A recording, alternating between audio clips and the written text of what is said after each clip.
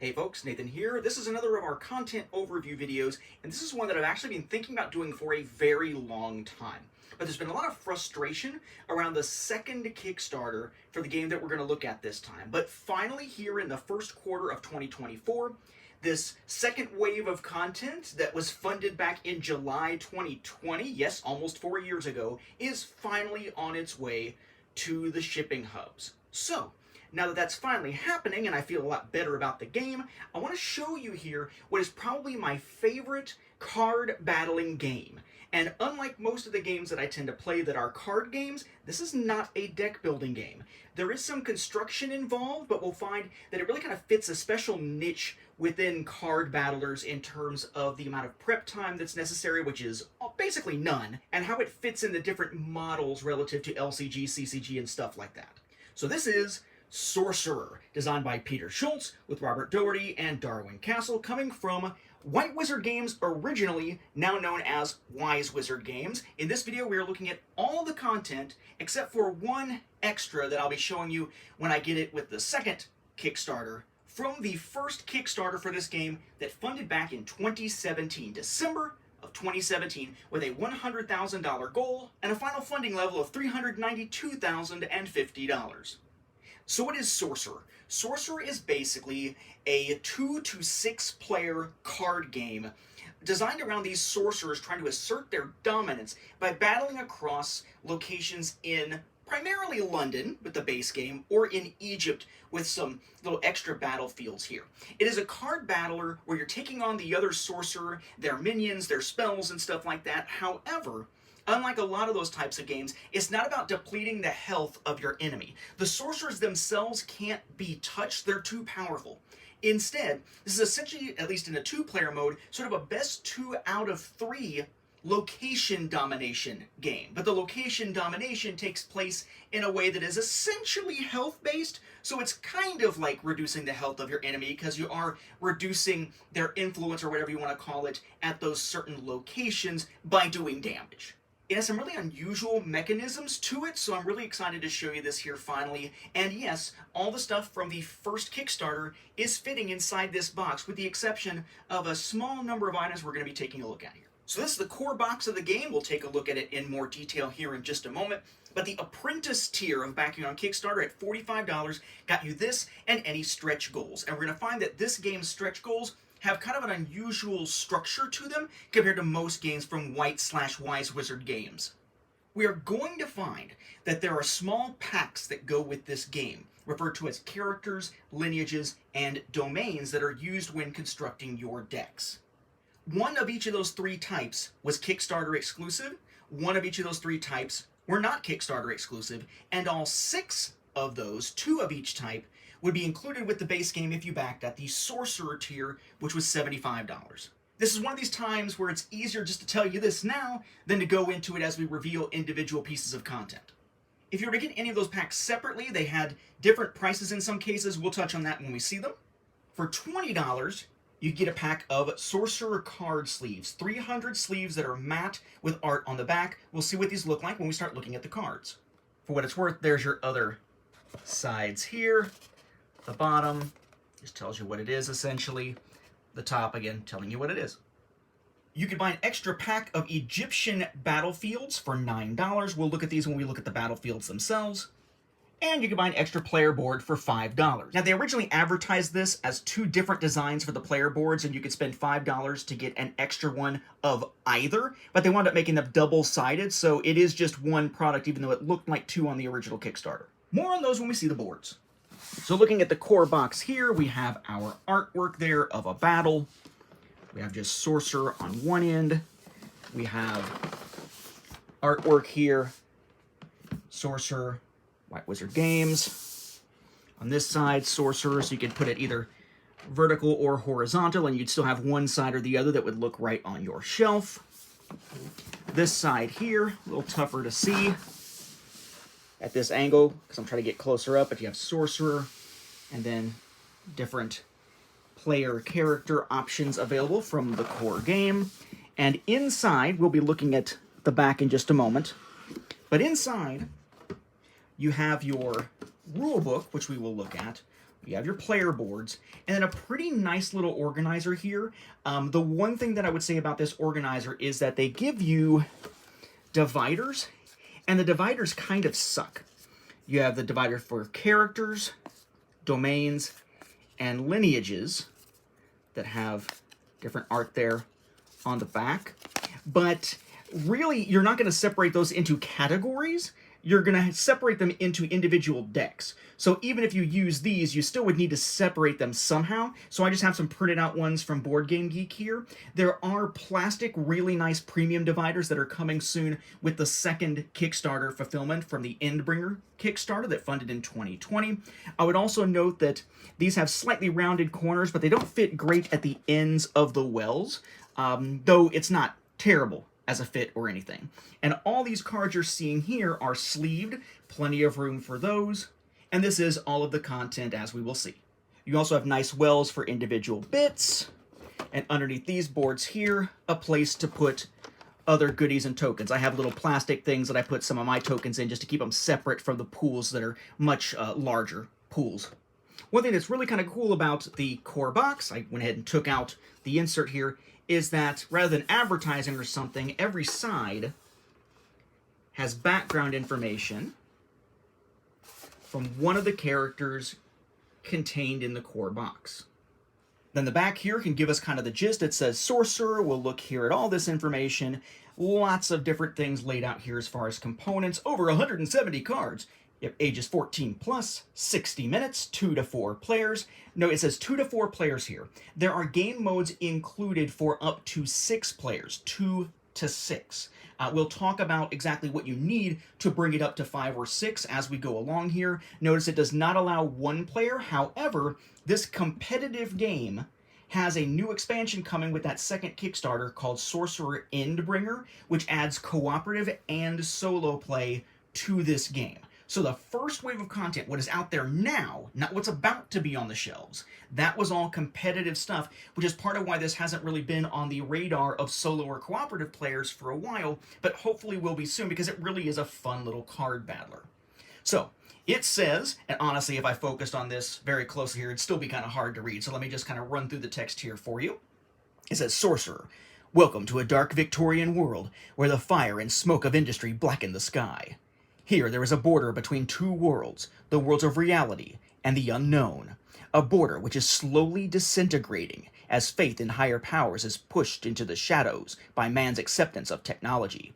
Across the border of the mortal realm lies limbo, where dark gods, mythical monsters, and fantastic creatures have been imprisoned for centuries.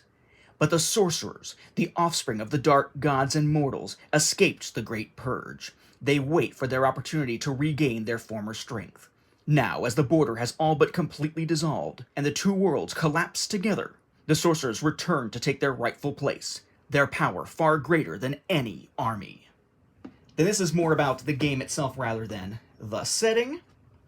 Sorcerer is a 2 to 4 player dark fantasy game from the creators of Star Realms.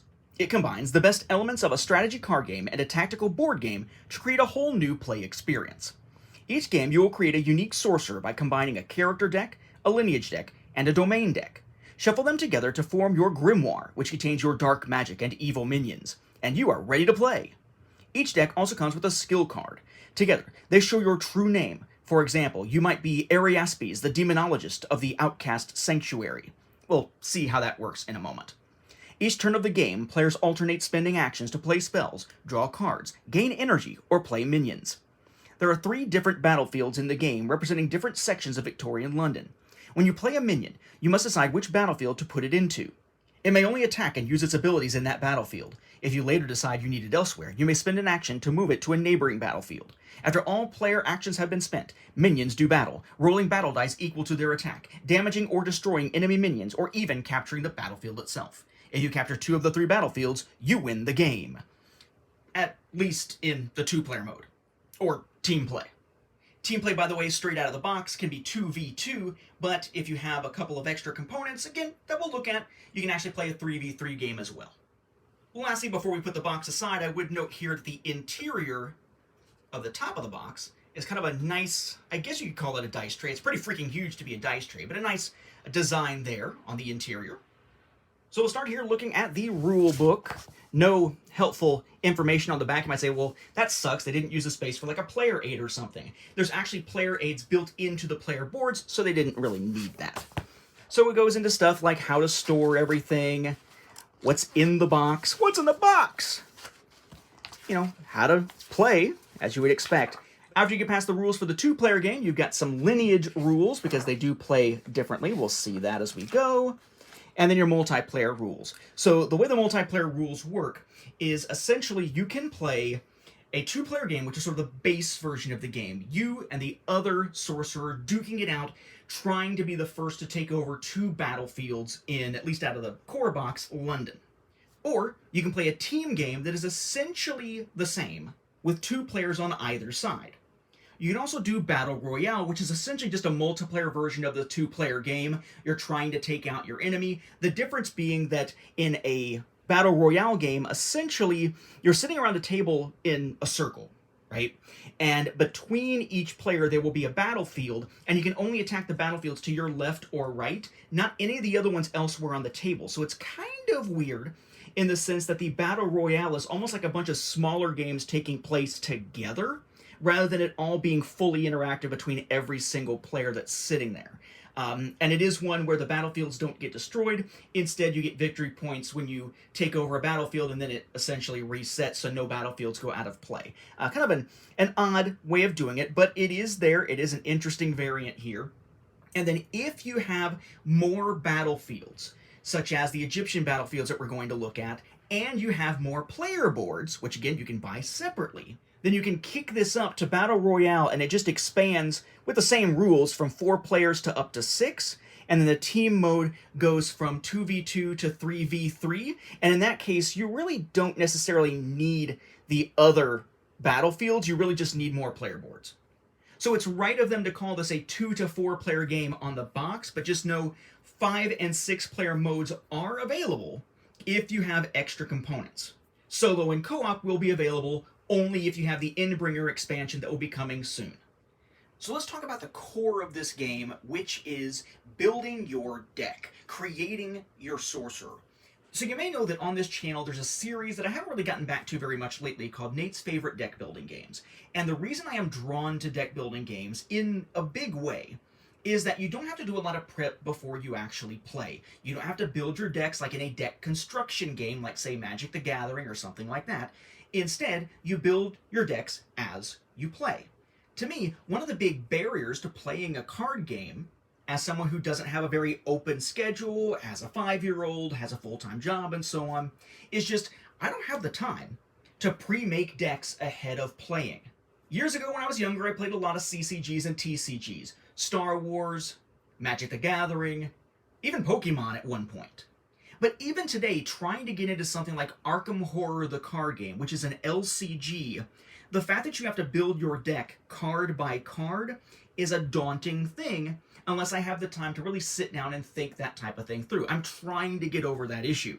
What I really like about Sorcerer is that it allows you to have these constructed, asymmetrical decks without having to actually go through the process of building a deck card by card ahead of time. I would say this is close to what we would see in something like the Star Wars LCG that was discontinued by Fantasy Flight, where in that case you had these objective sets, you had 10 objective sets for your deck, where you had an objective card and then 5 cards that were always the same to go with it that would go into your main deck and get shuffled together. So you had some customization, but it came in chunks to make it easier to manage.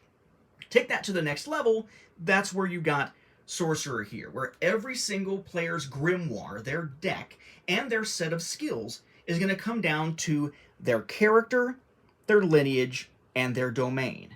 And theoretically, you can just choose these before the game, but the game rules actually have you doing either random assignment, where you take the top card of the individual decks here, which are the skill cards that go with them, and just randomize them and deal them out, and that is who your character, lineage, and domain will be, or using a draft. But it's a very quick draft because all you're drafting is 3 things from the available options: a character, a lineage, and a domain.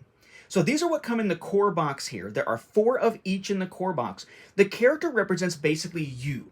you as the sorcerer, your specific unique abilities as an individual.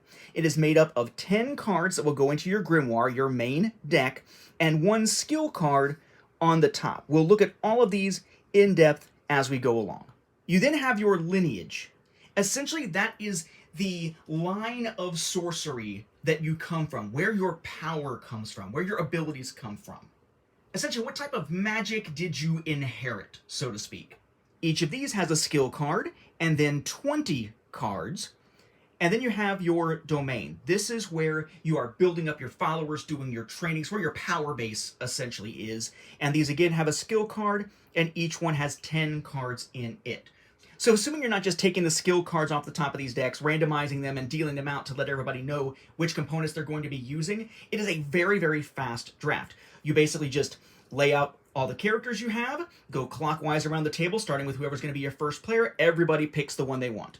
But it's a draft, so obviously not everyone's going to be able to pick exactly the one they want, because one will already be taken. This is not really set up for mirror matches, hence doing them in order. And then to make it fair, as you go and check out your lineages, it goes the opposite direction, counterclockwise around the table, and then clockwise back around the table for your domain. And then once you have them, you take the skill cards off of each, set them aside, those will be your skills for the game, and then you take your 10, 20, and 10 cards here, shuffle them together into your 40-card Grimoire. So yes, your lineage has the most impact because it is 50% of your Grimoire, whereas your character and your domain are 25% each.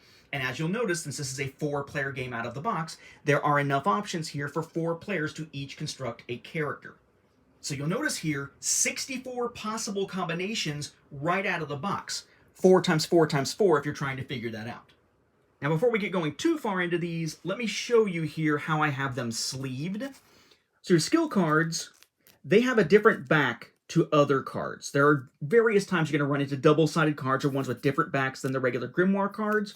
So those, put in whatever sleeves you want, as long as you can see both sides. I just used a matte ones, the same type that I used from what used to be Fantasy Fight sleeves that I used for the Star Wars deck building game, for example. But then there are official sleeves that you can use that are also matte for the cards that come in that pack that I showed you a moment ago.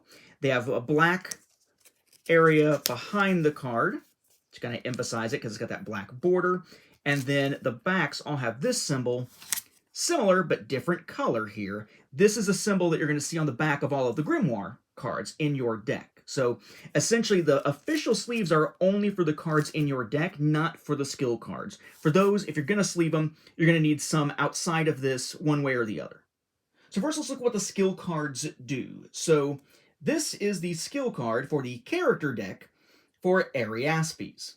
Okay. So typically a character card, a character skill, is going to be something that gives you an action that you can take. So the game has a normal set of actions you can take. We'll talk about those when we look at the player boards. But this gives you another thing that you could do as one of your actions that is unique to that particular character. It also has the name of the character, of course, and down in the corner has the symbol for that deck, so it's easy to put together, and does note the character Ariaspes down here. This is all just kind of keyword stuff down at the bottom typically. And again, these have that red card back.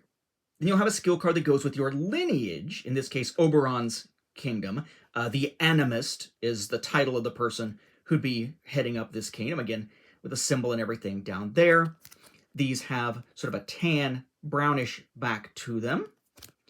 But these typically give you an ongoing ability. It's usually some type of triggered thing, like when you do this, you will or you may do whatever. Kind of listed on here. And your domain will have a skill card, in this case, of the Forgotten Temple. This is the domain for the city of Jerusalem. These are kind of weird just in the sense that there's actually a name of a city, but because you're meant to form the title of the individual sorcerer using what's in the name, they don't necessarily match. I'll talk about that in just a moment. But suffice to say, this gives you a tactic. This is something you can use in battle at that location. In this case, you may, so it gives you a choice here, but you have some type of battle-related tactic on your domain skill card. And all of these, you'll notice, have this little symbol in front of it. We're going to find that that basically just means that it can only be used in the battlefield that, in this case, character is in. Minions do the same thing. If they have that symbol, it's only in their own battlefield, but you're going to find that as we move from battlefield to battlefield, you are represented by a little standee for where your character actually is, and they can use these abilities, but only in their location. If it doesn't have that symbol, you can do it anywhere. And again, as hinted at there on the box, these cards also form your name as a sorcerer.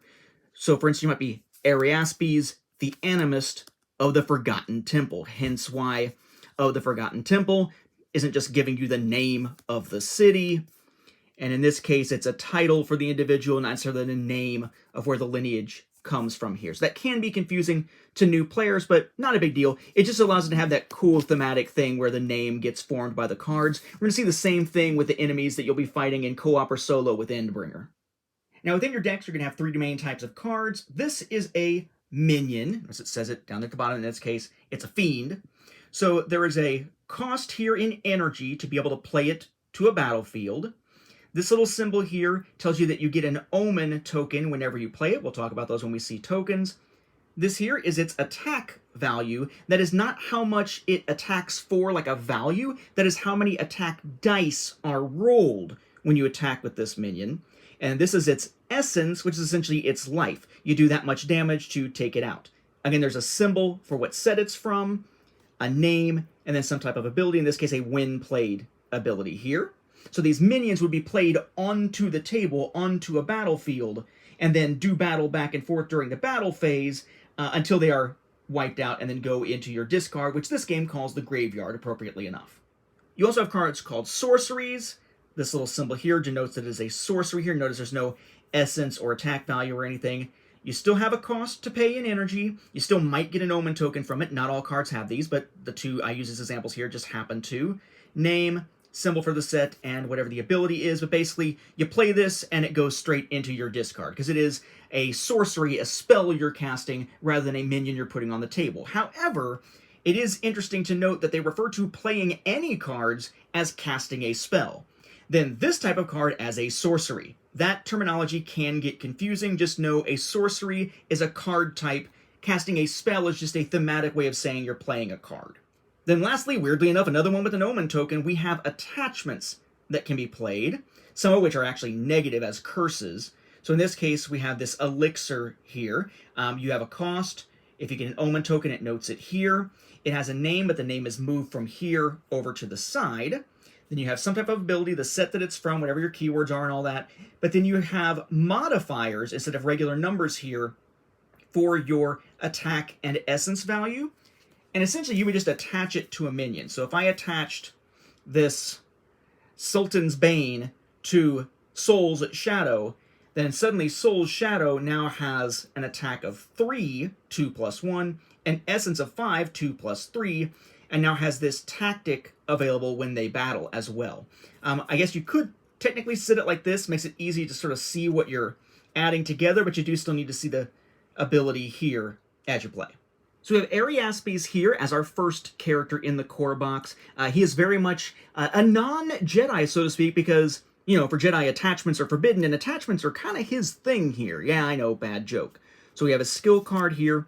Then he has Soul Shadow, times 3 as a minion, Shadowcast, times 2 as a sorcery, and then several attachment cards here, although it's just different copies of the same thing. So we have Dagger of Shadows, 2 copies of that, Sultan's Bane, 2 copies of that, and then just 1 other sorcery here, which would be Rite of Blades.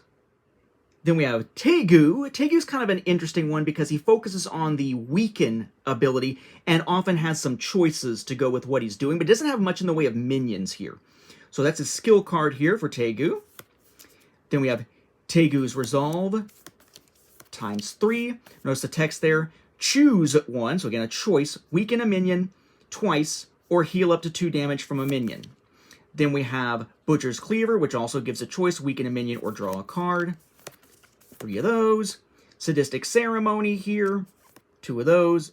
Then Narangarel Also with a weaken ability here and drawing some cards. Notice the skull there next to its name. That indicates this is a legend minion, which basically means they have a very strong reputation. They're kind of known in these circles. And it doesn't do anything by itself, but a lot of cards are things like, do something to a non-legend minion, because you can't use this card on a legend and so on, that kind of thing.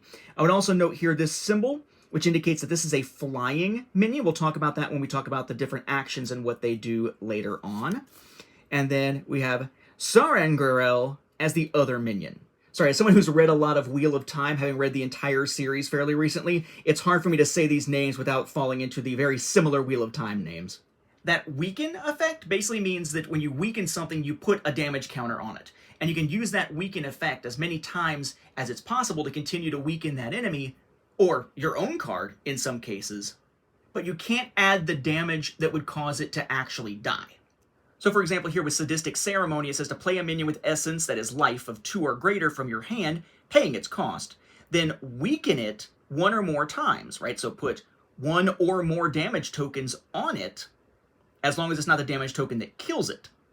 Count the damage dealt this way, and deal that much damage to another minion in the same battlefield.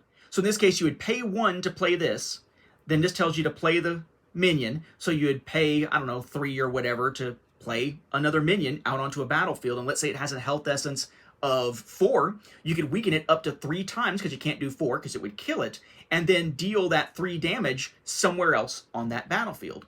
Pretty cool. Then we have Miselda, and a lot of her stuff is based on exhausting, basically. Again, this is what I was talking about before. Exhaust a non-legend enemy minion with a cost of 4 or less. Exhausting basically means, for example, if that minion is in a battle and they are exhausted by some other effect, and when the time comes for them to attack, they can't, they're already exhausted. So it kind of helps you do that sort of thing. If you exhaust a battlefield, which doesn't happen often, but she does have one of those abilities, the entire battlefield can't have a battle there for that particular battle phase. So pretty powerful stuff to be able to exhaust. It doesn't deal any damage, but does kind of change the dynamics of play.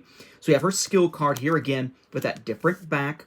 And then we have Deep Madness. 1, 2, 3. Then we have Miselda's Infiltrator minion, 1, 2. Insidious Call, 1, 2. Alluring Enchantress. Notice again that some of these do not have the omen symbol on there. 1, 2 of her. And then a legend minion here, Amathonta. So this card brings up one of the interesting dynamics of the game here. It says, ongoing, the attached minion's text box is blank. So she has the ability to blank the ability of a card.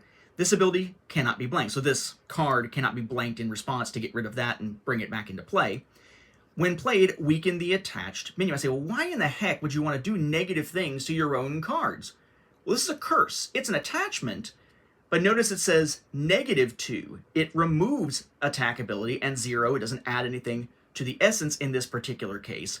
When you play something as an attachment, unless it specifies, you play it on any minion, yours or the enemy's. Any ability you have that targets minions can target any minion unless it says an opponent's or yours, which is a pretty important distinction to know when playing the game here. Then we have Zevrane, who really is all about kind of manipulating omen tokens, as we will see, but he does also do some cool stuff when some of his minions are destroyed. So we have his skill there. Then we have multiple copies of Seeker's Embrace. That's 1, 2, 3 of that one. Then we have an attachment here, Parasitic Goblet. 1, 2 of that one. Devouring Lurker. Notice a when destroyed ability, so when it's defeated and sent to the graveyard, then this happens. So 1, 2 of those. Devoted Worshipper, another when destroyed. 1, 2. And then we have Dimensional Rift as a sorcery here, just 1 of these. But you'll notice here, along with these, we have stuff like draw 2 cards, then you may play a minion from your hand paying its cost. You may weaken it any number of times. Gain an omen for each damage dealt this way. Or tactic, you may deal 1 damage to the attached minion to gain 1 omen. Or when destroyed, gain 3 omens. Lots of omen manipulation here with good old Zevrane. For now, we're going to skip the lineages and go straight to the domains, because the lineages are a little more in-depth. Let's start with the simpler stuff first. So we have the Jerusalem domain, which is of the Forgotten Temple. And this one primarily is focused on I mean, really, just the Wraith keyword, the fact that its minions are Wraiths, and it has an ability here that gives a bonus to Wraiths. Any of the Wraiths that have the symbol here, so essentially the Knights Templar. But it also actually has the ability to heal damage to a battlefield, which is how you lose the game if your battlefields are destroyed twice. So pretty powerful in that sense here. So we have Of the Forgotten Temple as the skill card. Then we have, again, the backs being that color here. It's sort of a black color. I don't think I showed you that earlier. Then we have a Knight Templar here. 1, 2, 3 of those. Purifying Widow. 1, 2 of those. Venerable Seneschal, if I'm saying that correctly. 1, 2. And then Knight Regent. 1, 2. Then you have Bernard von Eberstein, which is their legend minion. But to me, this is the more powerful one here. When played, pick an opponent, they pick and discard a card from their hand. If they discard a non-sorcery card, restore up to 3 defense to your side of this battlefield. That's pretty cool.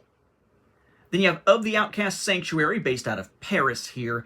And this one is somewhat based around the idea of doing things to gain energy, or doing things once damage counters are on a particular minion. So we have this one that you may exhaust this skill card to give the attacking minion +1 attack. If you do, you may destroy that minion at the end of its attack to gain 3 energy.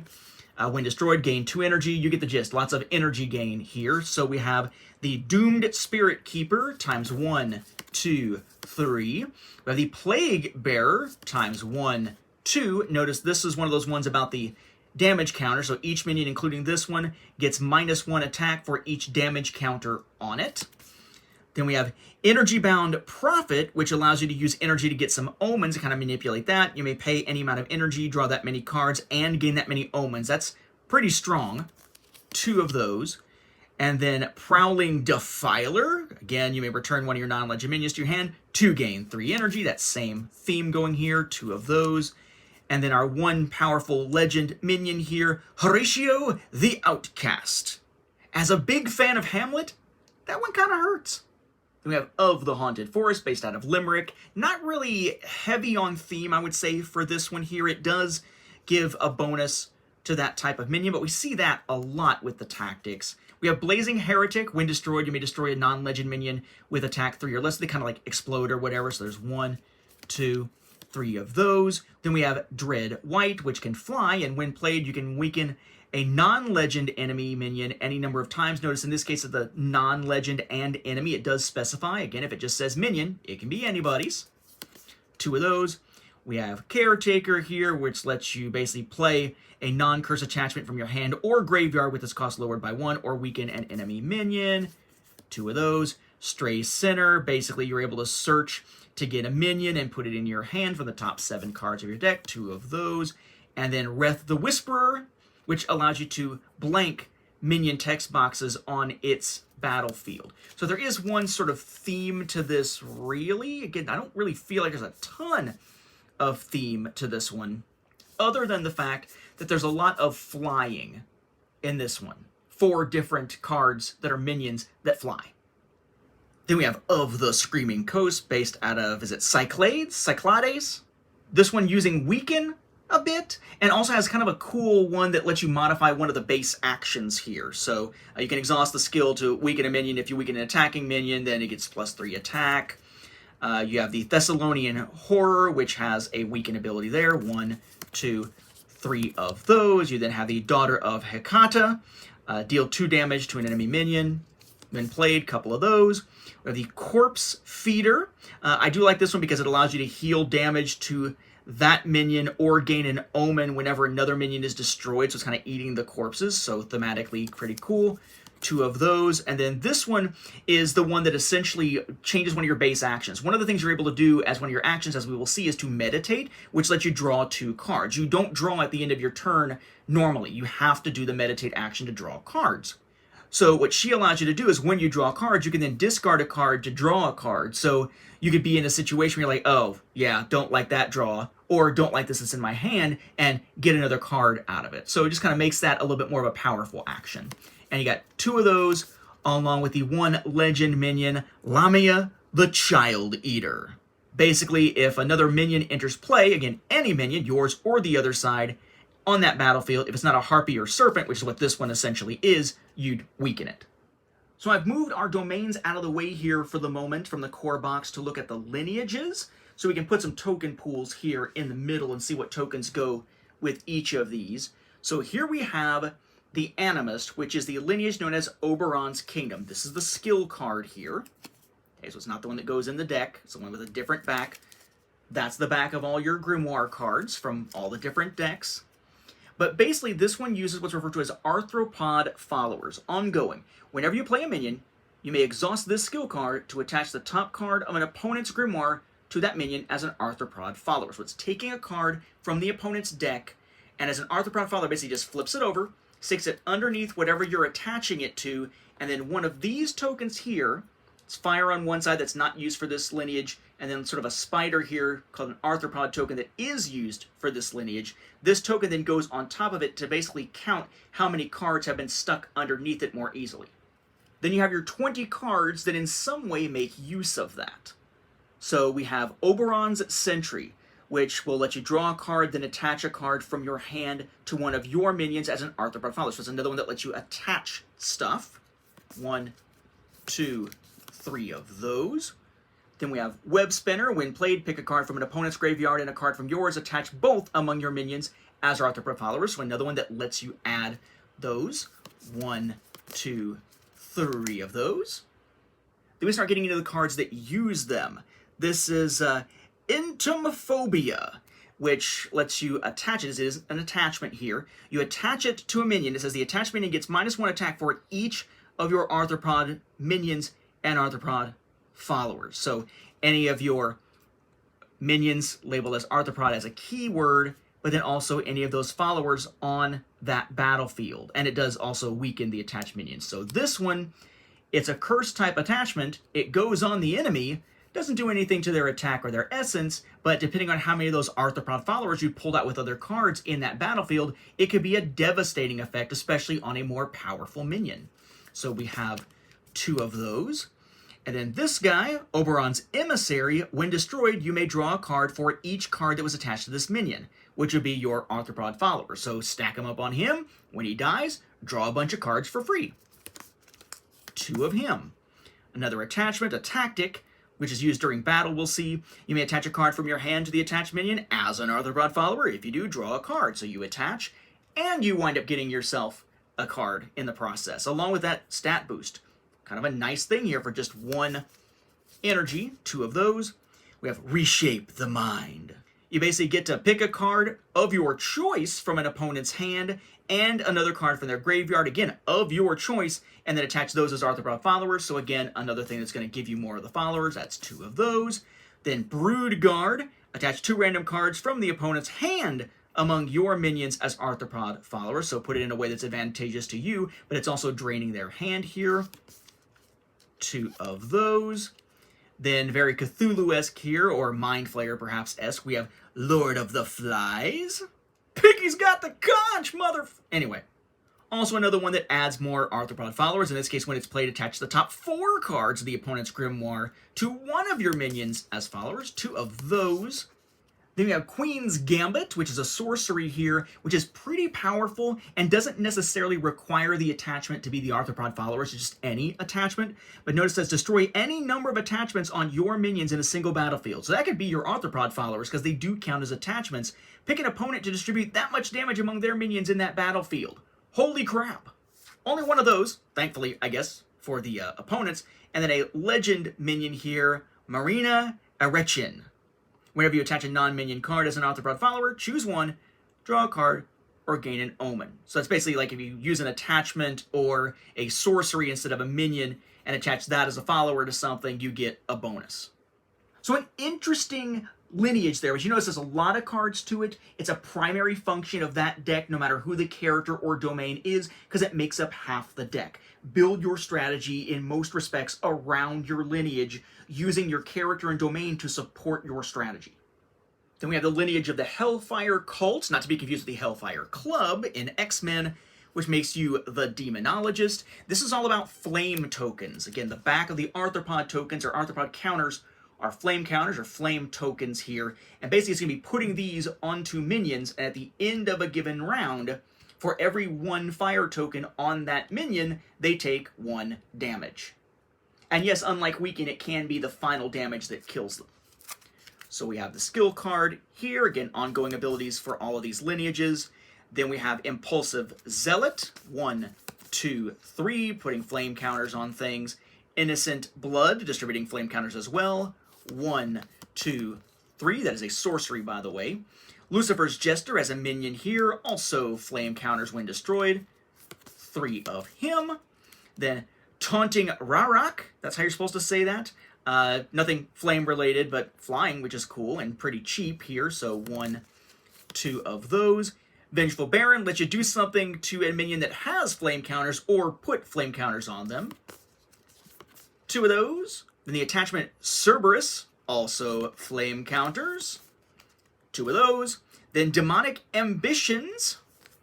2 of those. These basically have to do with destroying attachments or removing flame counters from a minion, then dealing that much damage to the minion. So basically just keeps it from being at the end of the round when the damage is dealt, but at the sacrifice of it being round to round because they're gone once you use it. So kind of use it for immolation of an enemy to get them off the board. And then Asmodeus, the legend minion here, which really has nothing to do with the flame counters at all, but pretty powerful because it can fly. Then when an enemy minion is destroyed, you search the top 6 cards of your Grimoire, shuffling afterwards for a minion, revealing it, and putting it into your hand. So good way to draw some powerful minions along the way. Then we have Mammon, another legend enemy. This one is based on flame counters. It's put 2 flame counters on each enemy minion in that battlefield when played. Then also a legend, Belphegor. At the end of each round, you may deal 2 damage to each minion, including this one. And that rounds out our Demonologist. Then we have the Keepers of Progeny lineage, where you are known as the Blood Lord, and this is all about using blood.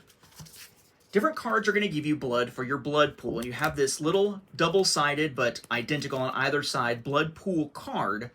You'll use a little red cube, one of these, 7 of which are included in the game, to track how much blood you have, though anything past 10 is just wasted here. And as you play, either as an action during the action phase or as a tactic during the battle phase, again, we'll see what those mean here later on, you can spend that blood, -2, -4, -6, -8, or minus all 10 here, to get an effect. The tactic is if the attacking minion is a vampire, a progeny vampire at least, it gets +2 attack. Or as an action here, play a progeny vampire minion from your hand with its cost lowered by 2. Lots of cards give you effects that let you play things with costs lowered. Pay 6, play a non-legend minion from your graveyard with its cost lowered by 3. So it's in your graveyard in that case, and the cost is lowered as well, so significantly better than what was there for that second option. -8, search your Grimoire, shuffle afterwards for a minion, and play it with the cost lowered by 4. Notice it does not specify non-legend, so it could be a legend, which makes sense if the cost is lowered by 4, because a lot of regular minions don't have that type of cost. And then we have, for 10, play a non-legend minion from your hand without paying its cost. Gotta be non-legend, but that could be a lifesaver energy-wise. The way you get blood, of course, comes down to the cards that are inside that lineage deck here.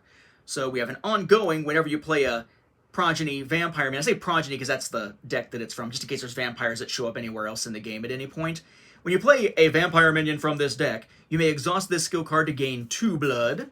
Then we have Bloodbath, which is a sorcery to gain 4 blood. 1, 2, 3 of those. Then you have Soul Eater, which is an attachment that has a tactic. During battle, you may deal 1 damage to the attached minion to draw 1 card and gain 1 blood. We're going to see here that it's important that this says you may deal. When you're doing battle where tactics are involved, you always have to do all of the tactics that are in play. But a lot of them say you may, so even though it's mandatory, it's just mandatory to make that decision each time, not mandatory to do it. Though in other cases it won't say may, and you do actually have to do it. So we have Soul Eater here. We have 3 of those. We have Voiceless Covenant, which also gives you an ability here for gaining blood. 1, 2, 3. We have Coven Concubine, another related to getting blood and getting an omen in this case. 1, 2, 3. All these are vampires down at the bottom for the most part. We have Ravenous Aristocrat. When destroyed, gain 1 blood for each damage counter, etc., etc. on enemy minions. 1, 2. Night Veil Hunter. More stuff about gaining blood. 1, 2. Johann Straw, also getting blood, and this one is pretty powerful ability, and it is a legend minion here, only 1. Then Legacy in Blood. This one's kind of interesting because basically you can search your Grimoire or your graveyard, so your deck or your discard pile, to get a vampire minion from this deck, reveal it, put it in your hand. That's cool enough as it is, but also if you search your Grimoire, if you search your deck, not your graveyard, you get to draw a card and gain a blood and get an energy. That's pretty strong, and it's only a 1 energy cost sorcery here. But there's only 1 of them, so good luck drawing it. We have Matthias Volsi, who gives you a special ability here related to your blood pool. He's a legend minion, so you're only going to see him once. He is flying, pretty powerful, but your blood pool abilities all cost 1 less blood to use. So instead of 2, 4, 6, 8, 10, it's 1, 3, 5, 7, 9. Pretty cool there. Also, another legend minion, Jacques Thibault, or Thibault, I guess how you're supposed to say that. You may spend blood as omens. We'll see what omens do later, but that's a pretty big deal because that's rerolls. And your other vampire minions get +2 attack if they're from that deck there. So, pretty cool stuff here. If you like playing vampires, this will be your deck.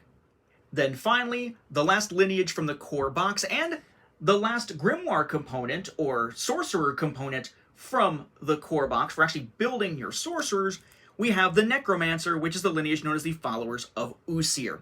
And as you would expect with a Necromancer, this plays a lot with your graveyard. Lots of cards sending things of your choice to your graveyard, and a special keyword called Buried that lets you play things from your graveyard, or at least lets different things happen while it's in your graveyard. The most common thing you're going to be doing is bringing zombies back into play. And a keyword zombie, because this is essentially your zombie deck. So we have here the Necromancer with this ongoing about whenever you play a zombie minion from your graveyard, you may whatever, that'll happen a lot.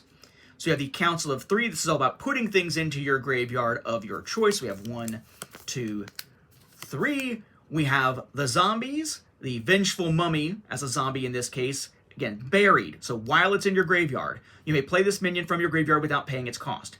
If it's not in your graveyard, you still have to pay 1. But if it's in your graveyard, just pull it back into play for free, which is nice. So 1, 2, 3 of those. We have a tactic here about drawing and discarding again, filling up your graveyard. This is the Book of the Dead. You have 1, 2, 3 of those. We have the Lord of the Undead, which gives zombies +2 attack. 1, 2, 3. We have the Rat Catcher, not to be confused with the board game, I think, of the same name. It's kind of a buried ability. It uses things in your graveyard without necessarily being a buried ability for itself. So when you play it, basically, you draw a card, you discard a card, and then you can play a minion with cost 2 or less from your graveyard without paying its cost. And it may even be the one that you just discarded. So that's pretty cool. 2 of those. You have Raise the Dead, which lets you play any minion from your graveyard. Notice it doesn't say non-legend, with its cost lower by 4, and deal damage to it equal to its essence -1.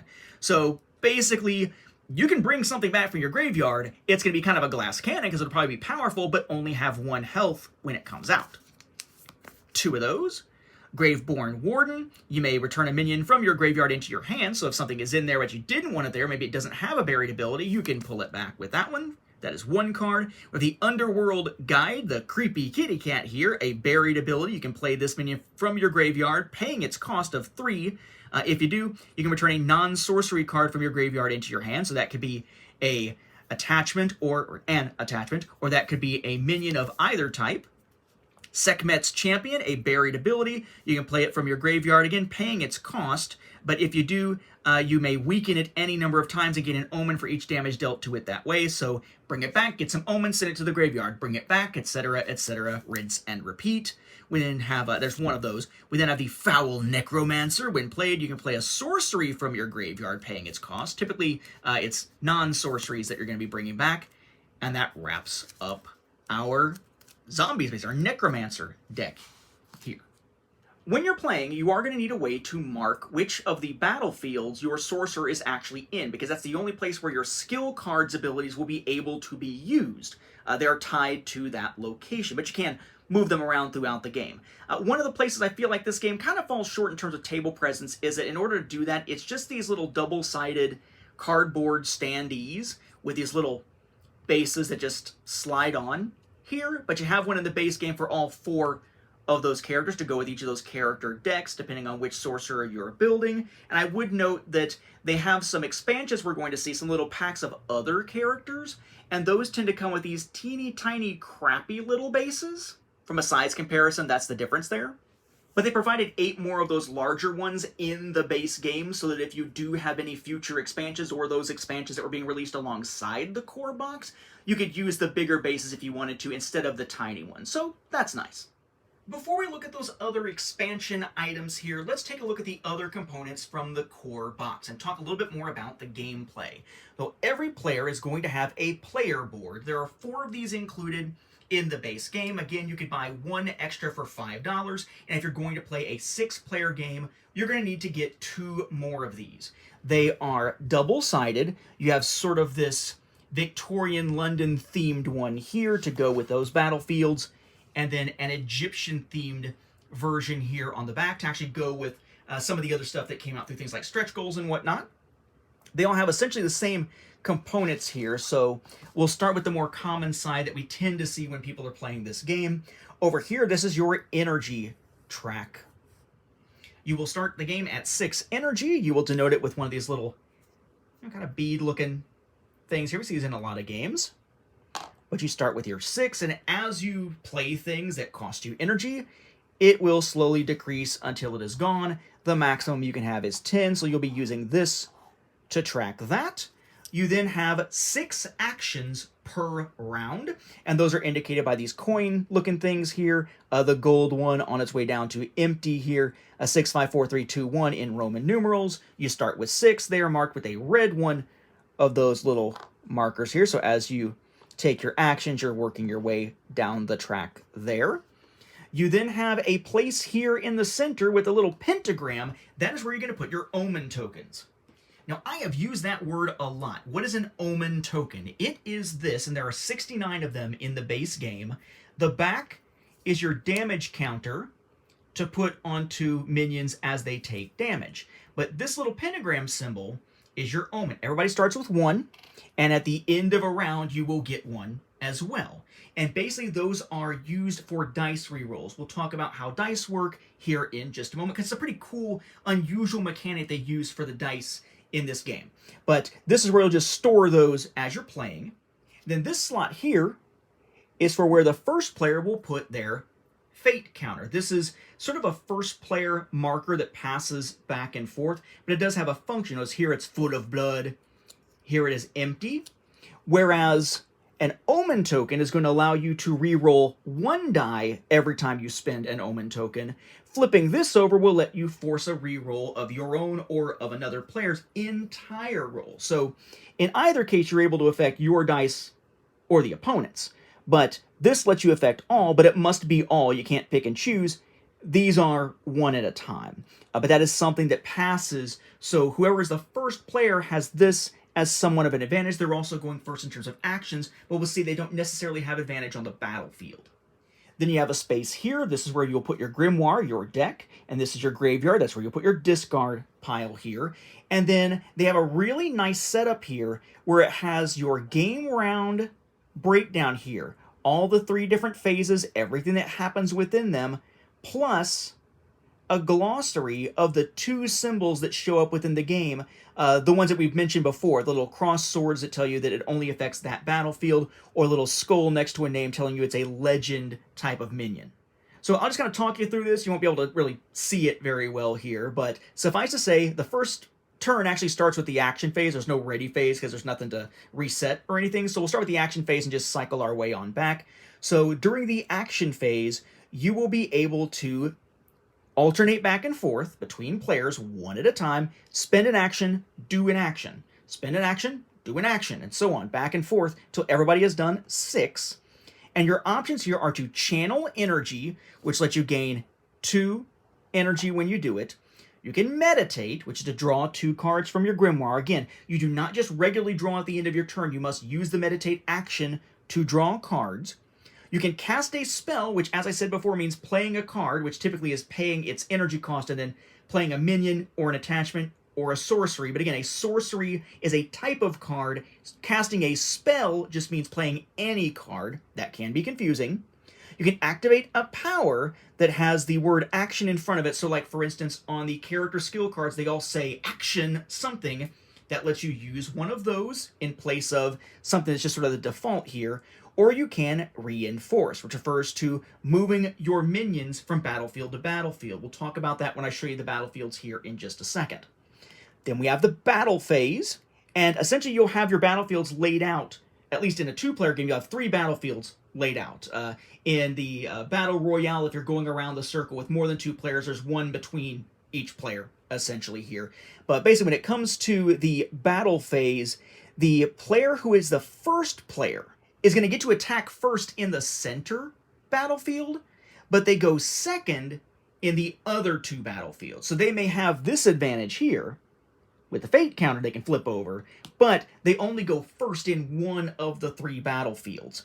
And it always starts with the one that is to the left of the first player.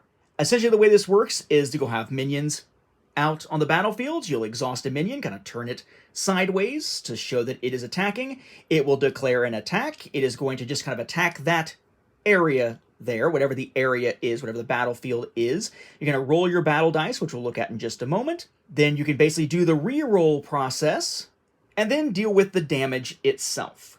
We'll talk about that right after we talk about this piece, this board here, and the battlefields. The end of round basically just resolves any end of round effects. And then once that's done, at the beginning of the next round, you go into the ready phase. The new first player gets the fate counter, so it flips over to this side and gets handed off to the other player.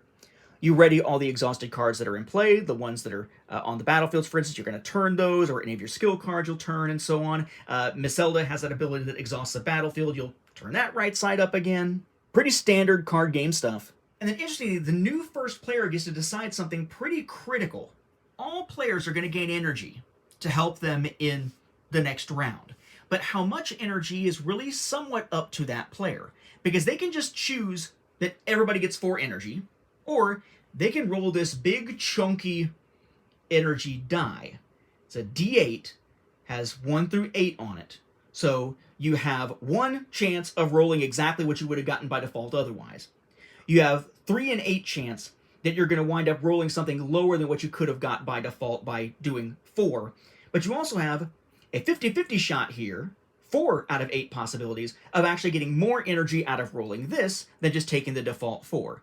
But they get to choose. Do they roll it or not? In this case, sucks to be them. They only got 1. They could have gotten 4. In this case, 5. They got more out of it than they could have got by the default. And you use that strategically because you can see how much energy your opponent has. If they're way down here and you're up here, you might say, oh, well, I'm going to take 4.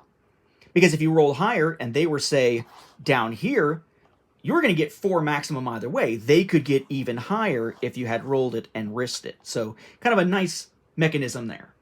Then everybody sets their action tracker back to 6. Everybody gets 1 omen token. As I said, you're going to have 1 coming to you each round anyway, but you do have other ways of getting them throughout the game, like playing those cards that have the omen symbol on them. Just remember to do it because it's easy to miss.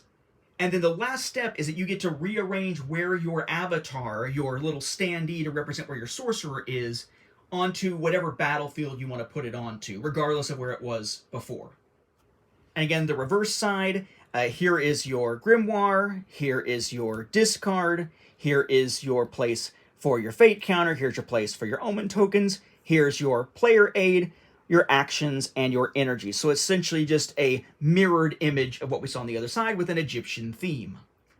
So now let's take a look at the battlefields, where you're actually going to be doing all of this battling to try to win the game. There were originally going to be 3 in the base game. At the $175,000 stretch goal, they added a 4th, and this allows for play with up to 4 players for Battle Royale. Prior to that stretch goal, the maximum number of players for Battle Royale would have been 3.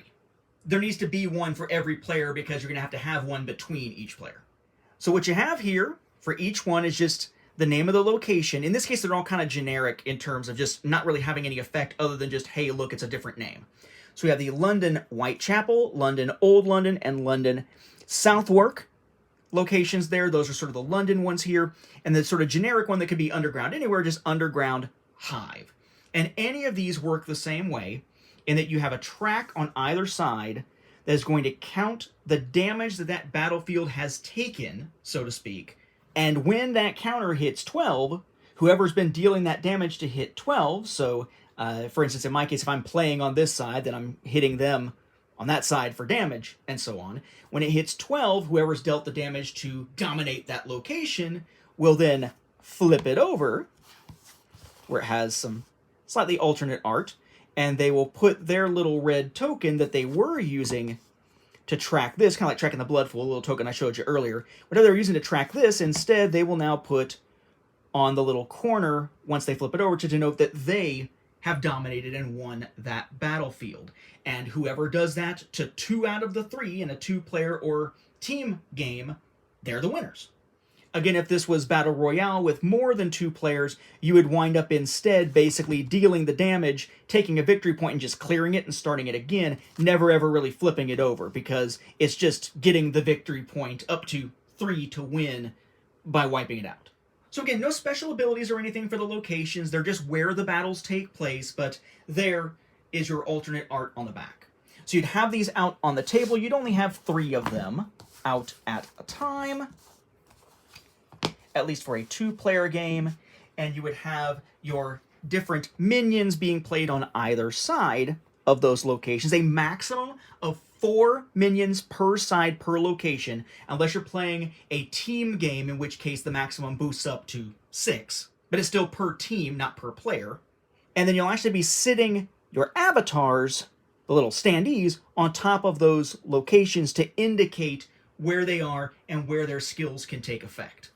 Now, I mentioned that reinforce action. I said I would come back to that when we were looking at the map here, essentially the battlefields. Basically, if you have a minion who is stationed at a particular battlefield, you can use a reinforce to move them 1 adjacent. So here to here, here to here, here to either of those. If they have the fly symbol that I've mentioned a few times, they can move to any battlefield. And what's kind of cool is, let's say you've got 2 that you want to move that are adjacent to each other, or maybe 2 that have fly, perhaps. So say I've got 1 here that doesn't have fly, 1 here that doesn't have fly. I want to move the 1 here and I want to move the 1 there, except I don't want to have to do 2 reinforce actions to do it. You can actually do a swap as a reinforce action. Instead of this one going here, this one going here individually, you can swap them. But they have to be legally able to do it. So like if I've got 1 here and 1 here and I want to swap them, but only 1 has fly, it's not a legal move for one of them, so I can't do the swap. Also, using a reinforce action, either instead of doing that or along with doing that, you can also move your avatar, and your avatar can always move to any battlefield it wants to move to. But you do have to use the reinforce action, otherwise the only time you can do that movement of your avatar is during that ready phase in the early part of a round. So let's talk about the cool dice rolling mechanic that we have here. I've turned one of our locations sideways here so that we can have our player 1, player 2 type angle here. We're actually using some minions from decks we haven't seen yet. We'll be seeing them soon because these were ones that were beyond the core box here. But suffice to say, we have 1 with an attack value of 3, 1 with an attack value of 2, essence of 3, essence of 5. So let's say I'm in the battle phase, and the Spirit Wolves here with an attack of 3 want to attack. So I'd exhaust the Spirit Wolves, and they have an attack of 3. So I will take 3 battle dice to roll. So the way these work is you have 2 sides that are 0 hits, you have 2 sides that are 1 hit, 1 side that is 2 hits, and then 1 side that is a critical hit. There are 7 of these included in the base game. You can actually order an extra pack of these for $7 off the Wise Wizard Games website. They also tend to make them available in the Sorcerer Kickstarters as add-ons.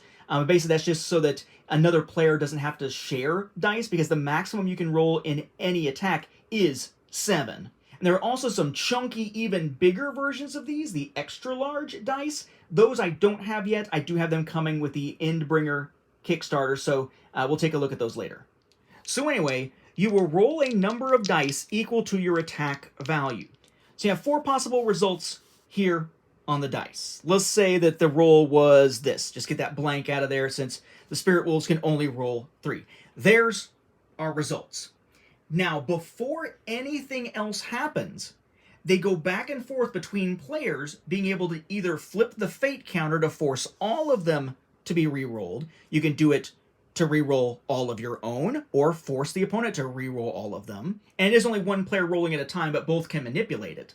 Or you can spend 1 omen token to require a reroll of 1 die. So maybe an Omen token rolls this down to a blank, and now this player's not happy about it, so they spend their own Omen token and roll it and get back to where they were. Or maybe they roll it and instead they get the critical. Now this player's out of Omen tokens, but they're pissed off, they really don't like it, but they're the first player, so they flip over the fate counter and spend the blood, basically, and force a reroll of this entire thing, and maybe it turns out like this, which is better, etc., etc. They go back and forth until both sides have passed. Neither side's going to do any more rerolls. Then it sticks, and then it's about distributing the hits. What's interesting about this is that first the attacking player gets to distribute any hits from critical hits, which typically they'll want to put on the battlefield to guarantee they're getting that damage to the battlefield, that they could apply it to a minion if they wanted to. All the regular hits from any of these type of dice here, these get distributed among the battlefield or minions of whoever got attacked, but the decision on distribution is up to the defending player. So theoretically, if you've got a bunch of minions there, you could let the minions soak the damage and die, and in doing so, prevent damage to the battlefield. So the minions are there kind of as a shield in that sense there, because again, the battlefield is what's going to lose you the game. But it's an interesting mechanism where there's that forced re-rolling of spending in different ways back and forth that is just a normal part of the battle process, and the fact that distribution depends on which type of hit it is. Moreover, let's say that for an entire battle phase, not because somebody got killed, but for an entire battle phase, you have a situation where an attack goes unopposed. There's nobody there at the start of the battle phase to defend at all. In that case, you still do the rolling as normal. However, a critical now counts as 2 hits, not 1, but only if unopposed. Now, before we move on and start talking about all the other character, lineage, and domain packs that are available in that first wave of content for Sorcerer that is already out there even before Endbringer delivers here, we have one other add-on we should take a look at here, and that is that Egyptian Battlefields pack. It comes with these 3 new battlefields. We have Luxor, Karnak Temple, Cairo, Old City, and Giza, Necropolis. These are Egyptian versions of the battlefields. Again, they have the tracks. They each have their sort of destroyed, dominated versions on the other side that look pretty cool. They go very nice with the flip side of your player boards. However, you'll notice that for these, there are abilities on the locations that are not present in the base game. So for instance, Giza, ongoing, maximum 3 minions per side instead of 4. Then we have the Old City, ongoing. Whenever you play an attachment, gain 1 energy. Then ongoing for Luxor. Whenever you play a minion, weaken it. Again, put 1 damage on it. All of these are ongoings just for those battlefields. They have those little symbols there, little cross swords here, but adds a new dynamic to play. So even if you are only going to ever be playing 2 players, so you don't really feel like you need to have more battlefields, well, maybe you want to change up the strategy a little bit. These can do that even in a standard 2-player game. Now let's take a look at how you can expand your game in terms of your Sorcerer creation options. There are different character, lineage, and domain packs that are available, and more coming with the Endbringer wave of content that allow you more options for customizing your characters through that initial game draft. More strategies, more weird stuff, more asymmetry, more of what makes Sorcerer so fun. However, this is also where there is a drawback to the game, because the 3 you are seeing here, 1 character, 1 lineage, 1 domain, these are the only other ones that are currently available at retail. There's a lot more from this first wave of content, but every single one of those other packs is Kickstarter exclusive. So if you take the base game and these packs that are available at retail, you have 5 characters, 5 lineages, 5 domains. If you add in all the Kickstarter exclusive ones that we're going to see here in just a moment, this first wave of content actually includes 23 different possibilities. 9 characters, 6 lineages, 8 domains. And 8 of those 23 are all Kickstarter exclusive. That is 35% of the options for creating your player characters in this game that are Kickstarter exclusive. And as soon as you add in all the stuff coming from the Endbringer wave of content, the stuff that is about to deliver, you now have 14 characters, 8 lineages, and 12 domains for 34 components total, 16 of which, 47%, is Kickstarter exclusive. So this is a game where Kickstarter exclusives may make or break your enjoyment in terms of how much variety you're able to get out of the game. Fortunately, anytime Wise Wizard Games runs a Kickstarter, even if it's for a different game, they always make the exclusive add-ons from the previous game, or the stuff that might have been created as stretch goals initially for a previous game as Kickstarter exclusive. They make all of those available in that subsequent Kickstarter. So for instance, if there's a Hero Realms or a Star Realms Kickstarter coming up, and you're playing Sorcerer and want some of the exclusive packs that came through Kickstarter that can't be bought at retail, you're fine. You could get them through that Star Realms or Hero Realms Kickstarter as add-ons. But of course, you're then waiting for those Kickstarters to fulfill to eventually get those products, rather than being able to just snatch them at retail or order them off the company's website, like most companies would allow you to do, even with their so-called Kickstarter exclusives. In this case, the Kickstarter exclusives truly are Kickstarter exclusive, but not necessarily exclusive to just Sorcerer Kickstarters from Wise Wizard Games. For some people, that may be a make or break proposition. I want to make sure that is well noted before we dive into any of these other packs. So first we have Virgiliu, a character pack that was originally part of that bigger tier of the Kickstarter, or you could get it through the Kickstarter as a $6 add-on here. And yes, I kept the packaging, specifically because I knew I'd be doing a video like this someday. So these have been sitting there for years, waiting for me to do a video like this one here.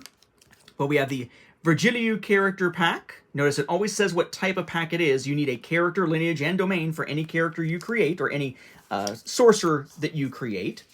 This is essentially a character based on fire here. So you have Virgiliu, you have his character skill card here. You have the Ignite sorcery that basically lets you deal a damage to a minion, and if it destroys it, which is a running theme in here, if it destroys the minion, in this case you can search your Grimoire and shuffle afterwards to get a Fire Blast card, reveal it, and put it into your hand. There's 3 of those. Fire Blast itself here, you have a total of 2 of these. They let you deal 2 damage to a minion, and if that destroys it, again, that same condition here, you can search your Grimoire for an Ashborn Phoenix card, reveal it, and put it in your hand. Well, what is that? That is this, another one of which you have 2. The Ashborn Phoenix is a minion, a Phoenix minion, with a buried ability, so that at the end of each round, you can put this minion from your graveyard into play. So they're just constantly coming back out throughout the game using that buried ability. Again, 2 of those. Then you have Incendiary Spawn. Basically, you can weaken it any number of times, and however much damage is dealt that way, they can deal it to another minion that many times as well. So kind of spreading the fire, 2 of those. Then you have the Pyromancer's Coat, the only attachment with a tactic there. Basically discarding a minion to weaken and gain an omen. Then we have the Druid, the Sylvanei lineage, the only retail lineage from this wave, which comes with these little counters here. We'll talk about them as we go along here.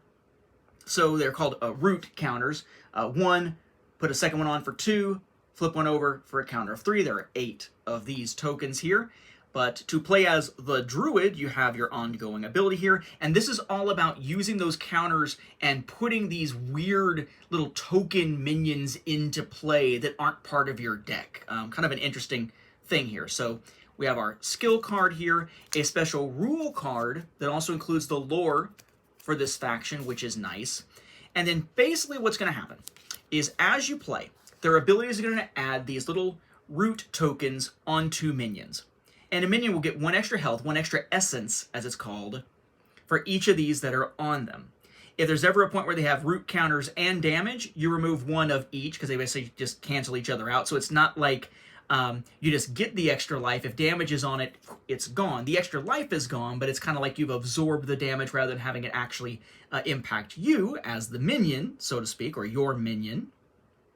And then at the end of each round, anytime you have 3 of these out there among any of your minions, doesn't matter where they are, you can discard 3 of them, whether it's, again, 3 of these or just one that is 3, to put a Treekin token into a battlefield, any battlefield. So take them from anywhere, put the Treekin anywhere. What's a Treekin?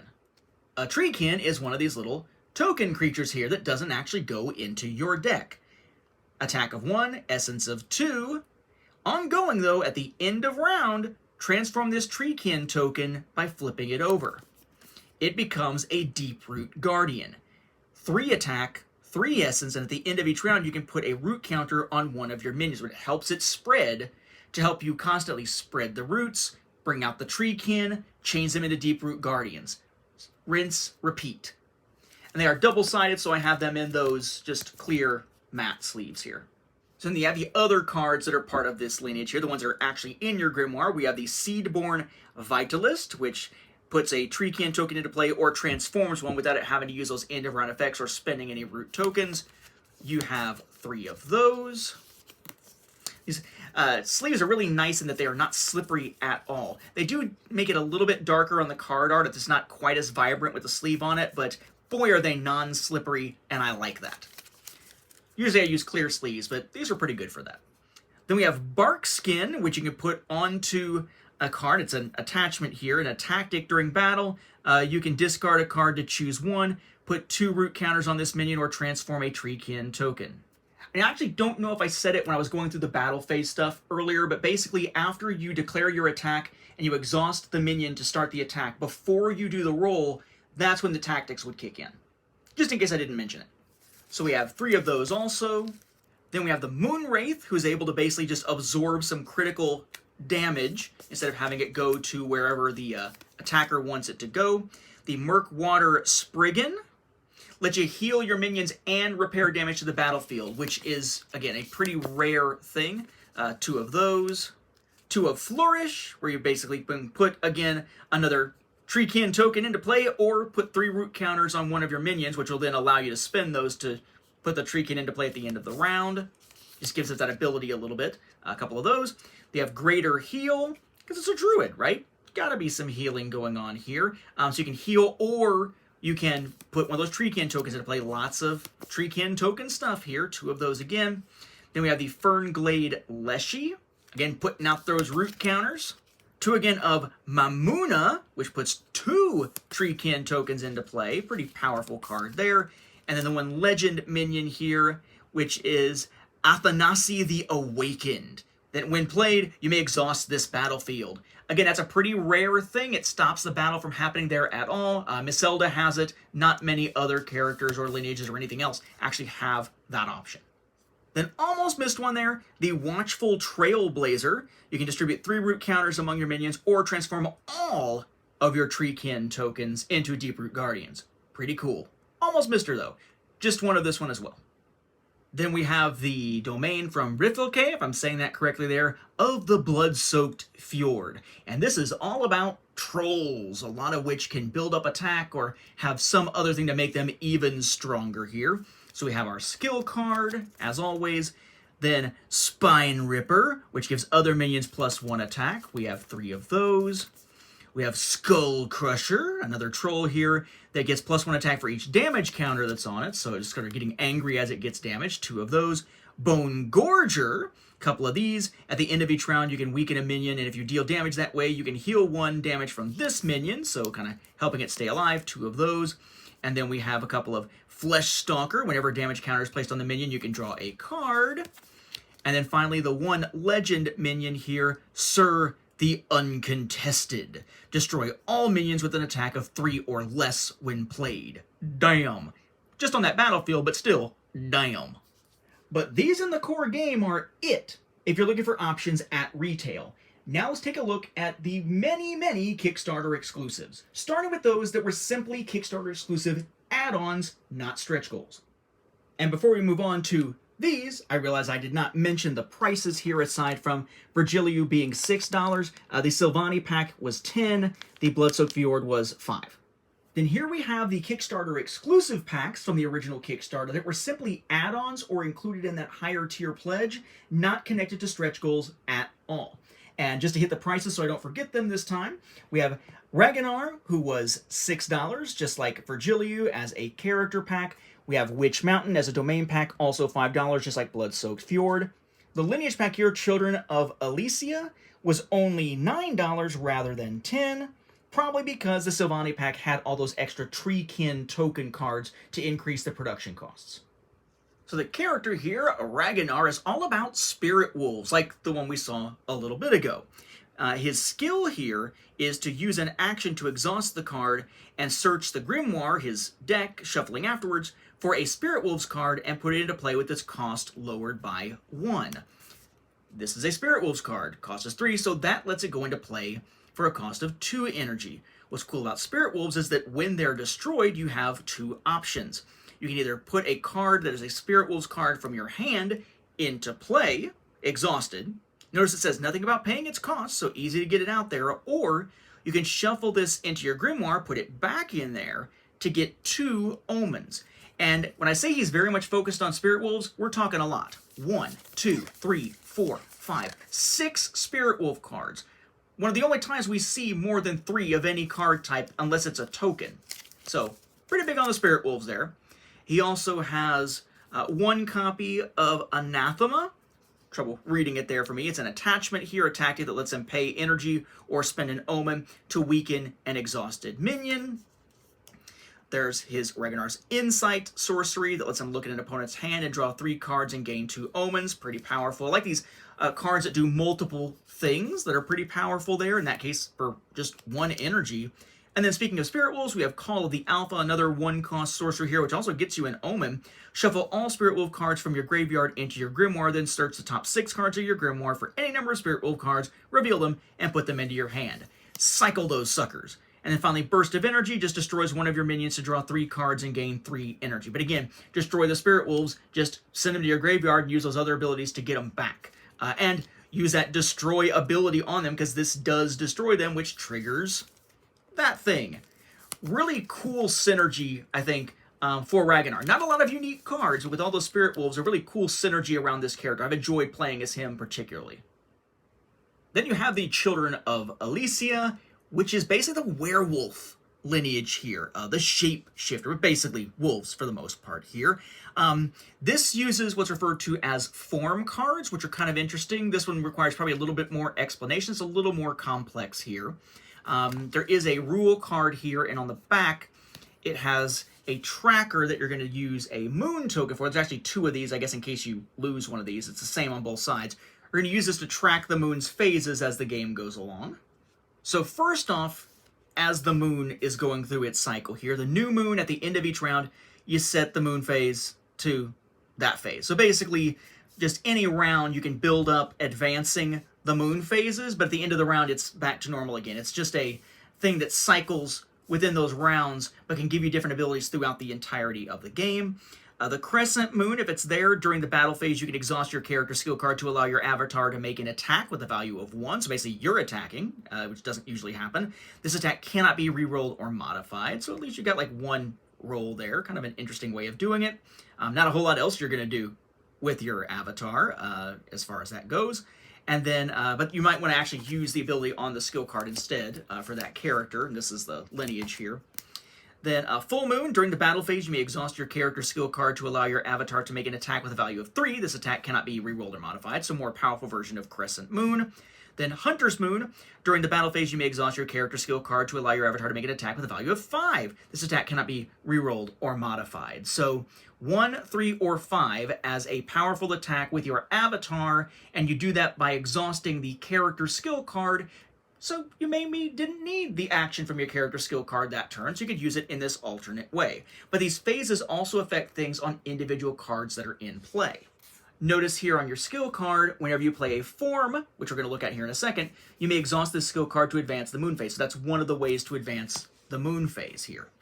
So you have these cards that are called forms. And basically a form is a minion when it's anywhere other than in play. And in play, you get to actually choose when you put it out there, is it going to be a minion or is it going to be an attachment? If it's an attachment, then these here, notice the asterisks here, are actually modifiers, +3 and +3 rather than just 3 and 3. If it's a minion, it just has 3 attack, 3 essence here. And then notice here the little symbols and a when played, depending on the moon phase, something different's going to happen. It's usually more powerful the further along the moon phase is. So in this case, Cunning Hunter gives you the ability to draw 1 card, If it's in the crescent moon, full moon is 2 cards, hunter's moon is 3 cards. You have 3 of those. You also have 3 copies of Moonlight Torrent, which is a sorcery that lets you advance the moon phase and pull 2 forms from your graveyard into your hand. Also gives you an omen when you play it, which is nice. Cost of 1. Then back to forms again, we have the Ferocious Howler. Again, depending on the ladder of those phases. Notice the phases need you to move out of the new moon phase to get any kind of benefit out of it at all. But they get +1 attack, +2 attack, or +3 attack, depending on the moon phase here. 2 of those. Then we have Bestial Rampage, cost of 1, get you an omen, 2 of these. Advance the moon phase here also, but then you get to choose to either destroy an attachment or play a form from your hand as an attachment to one of your minions with its cost lowered by 2, another of those cost-lowering abilities. We then have 2 copies of Abhorrent Cutthroat as a minion. Basically, if they get down to 1 health, 1 essence, then as a tactic in battle, you can play a form onto them as an attachment with the cost lowered by 2. Again, making use of those forms as attachments, not just minions. Another form here, Dauntless Tracker, gaining 1, 2, or 3 omens depending on the moon phase, 2 of those. Psychotic Oracle, another one that lowers a cost by 2 and makes it an attachment on that particular minion, in this case by spending 3 omens as a tactic. Again, tactics happen in battle after declaring the attack, but before any dice rolling. Then you have Relentless Predator, gain 1, 2, or 3 energy depending on the moon phases, 2 of those. Resilient Repentant, a tactic that lets you play a form from your hand, again with cost lowered by 2, again as an attachment to the minion. In this case, only if there are 2 other exhausted minions on that battlefield. So conditional there, only 1 of those. Then we have a legend minion here, Hughes, or Hughes, I guess that's Hughes, the White Wolf. Not to be confused, I guess, with what, Bucky Barnes? When played, advance the moon phase all the way to Hunter's Moon. That's pretty badass. But then that's it. But it's a really kind of cool, unique deck here. I should also note that this actually includes 6 extra damage/omen counters. So the game, once you have these in there with the base game, actually has 75. That's a lot. Then we have the domain from the Carpathians, which is Witch Mountain, or of the Witch Mountain. And this is all about basically rolling in freaking omen tokens like your Scrooge McDuck in gold coins. For real. All but one of the cards in this deck do something that can give you omens. So we have the Tactic card here, which in and of itself, you can exhaust it to gain an omen. Then if you discard a card from your hand, get 2 more omens. Then we have the Rotting Advisor. At the end of each round, you can destroy this minion to gain 2 energy and 2 omens. 3 of those. Then Crone's Puppet. Action, deal 1 damage to this minion to draw 3 cards and gain 1 omen, and gives you an omen when played. Also giving you an omen when played, the Wicked Witch. When destroyed, you can exhaust a minion, and if you exhaust one of your minions, gain 3 omens. A couple of those. Witch's Sycophant. You may skip rolling battle dice this attack to draw 1 card and gain 2 omens. 2 of those. Then also giving you an omen when played, we have the legend minion Zubata, Lady Death. As an action, play a non-legend minion from your graveyard, paying its cost with omens instead of energy. So basically, load up on your omens and then use that ability. Though that card itself doesn't give you omens except for just when you play it as kind of that normal symbol there. But these were all available as Kickstarter exclusive add-ons from the original Sorcerer campaign. Now, as far as stretch goal packs, if you just look at the campaign page, it looks like there were only 4. There were actually 5 because the last pieces of one were actually unlocked in kind of an alternative way after the campaign had already ended, so they couldn't update the page to say that it was actually available now. Now, usually Kickstarter stretch goals for a campaign by Wise Wizard Games, or White Wizard Games as they were at the time of this, would typically just be like promo cards.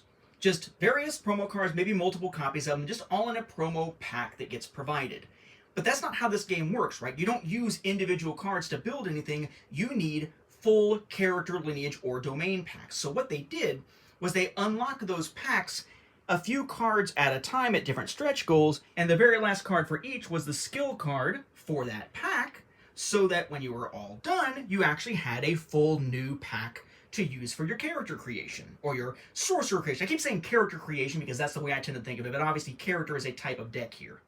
So here we have Jaleesa. This was actually a social stretch goal in this case. So we have 2 copies of Kepri's Paramount that were added when they got 200 new likes and mentions on Facebook. We have Jackal's Chosen, which is when they got 100 new tweets and 100 new followers on Twitter. 2 copies of each of those. It was to be 2 copies of Seth's Pest at 300 votes for Sorcerer as the most anticipated game of 2018 on Board Game Geek. And then 2 copies of Protection of Esset when they reached 300 fans on Board Game Geek. This instead, Esset wound up getting an extra S and became Blessed by Esset, and there's just 1 of them, and Seth's Pest got that carryover, so there are 3 copies of that instead of 2 as originally intended. Then we have the Khopesh of Seth, 2 copies of that, once Sorcerer got on Board Game Geek's hotness list. And then finally, the skill card for Jaleesa that wrapped up this particular character pack, which was just when the other 5 had been unlocked.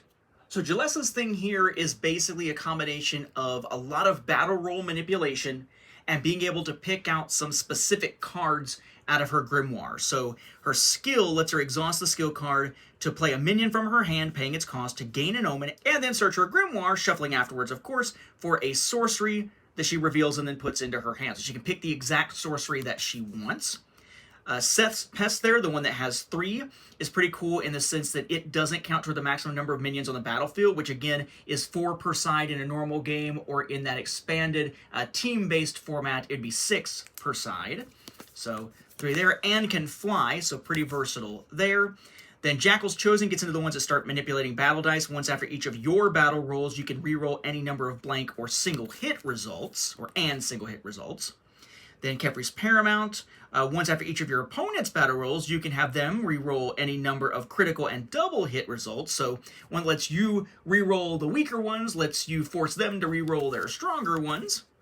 Then the Khopesh of Seth is an attachment here. Once after this battle roll, you can spend an omen to change a single battle dice result to a critical hit. So just changing it rather than re-rolling it.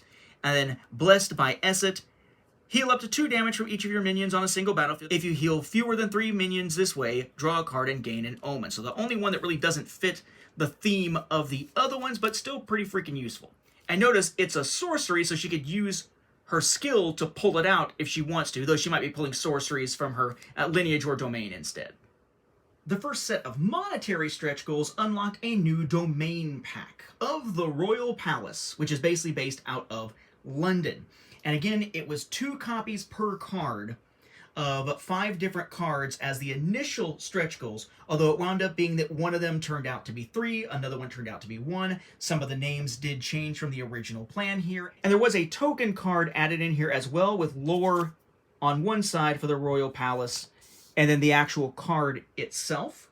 So at the $123,000 mark, we got 2 copies of what was meant to be Aether Bolt, turned out to be Aether Siphon. At $134,000, 2 copies, which turned out to be 3, of Eldritch Study, a sorcery there. And then at $148,000, 2 copies of another sorcery, Hydroblast. Come on, man, Eldritch Blast. Don't you know D&D? I watch way too much Critical Role and play way too much Baldur's Gate 3 at this point. Then they were to have 2 copies of Lightning Burst at $161,000, but it turned out to just be 1. The other card, again, going back over to Eldritch Study. Then we have 2 copies of Fallen Templar at $187,000. I would note here that these 2 were broken up in the middle by the stretch goal that gave us that Underground Hive Battleground at $175,000. And then the Of the Royal Palace skill card that finished it out was at $200,000. The token was just added into the mix. It was not a separate stretch goal. So again, here just going by the number of cards of each type in the deck here, starting with our skill card here. The skill card here says you can exhaust this skill card and discard a card from your hand to put a Royal Guard token into play. The token enters play exhausted unless you discard a sorcery. Doesn't mean you have to discard another one, but you could have that card that you discarded be a sorcery in order to do that. That is where this comes in. Again, it's just lore on the back, no actual game text here.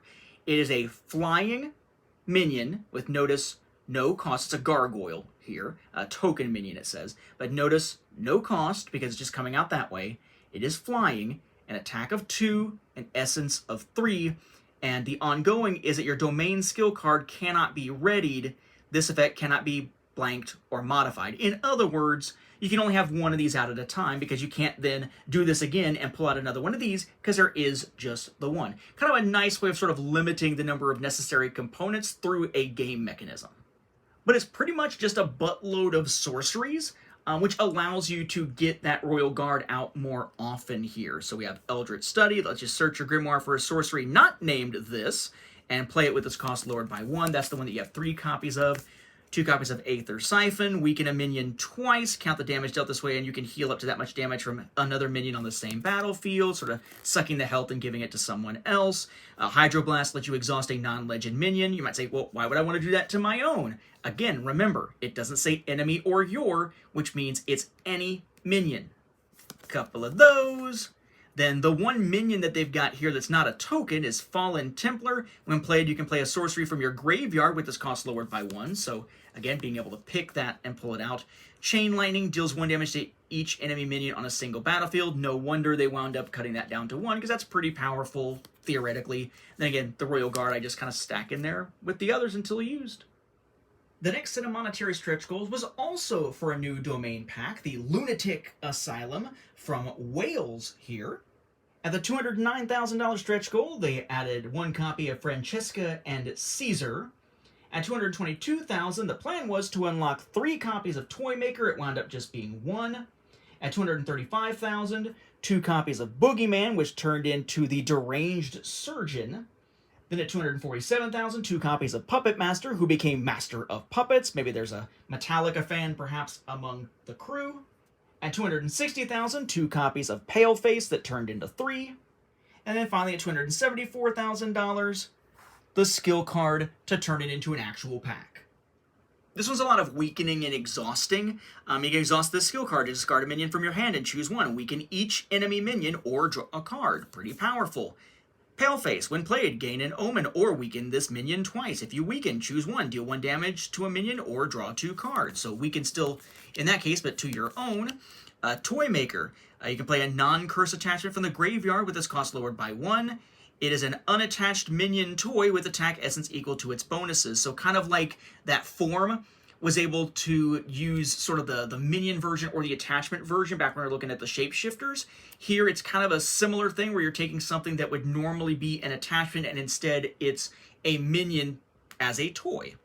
Then we got Master of Puppets. You can exhaust a non-legend minion to use its attack value instead of this minion's. If you exhaust one of your minions, you can draw 3 cards, which is kind of cool, so you can get more than 2, or maybe less. I mean, surely you'd want to do that for something higher. Or maybe equal, just to get the advantage there. The Deranged Surgeon, when played, deal 1 damage to each minion, then weaken them, or enemy minion, that is, not your own. And then Francesca and Caesar, exhaust a non-legend enemy minion. Until the end of the next action phase, that minion's text box is blank, which is pretty powerful for some of those higher cost non-legend minions in terms of what they do. Then the next set of monetary stretch goals was for another Kickstarter exclusive stretch goal character here, Wachiwi. At $287,000, they unlocked the Nemerigar card, 3 copies of it that turned out to just be 2. At $296,000, Skudakamuch, if I'm saying that correctly here, was supposed to be 1, turned out to be 2. At $309,000, Natdia, meant to be 2, turned out to be 1. At $323,000, 2 Wendigo cards. At $336,000, what was supposed to be 2 Warrior Spirit cards and turned out to be 3. And then to round it out at $350,000, the skill card.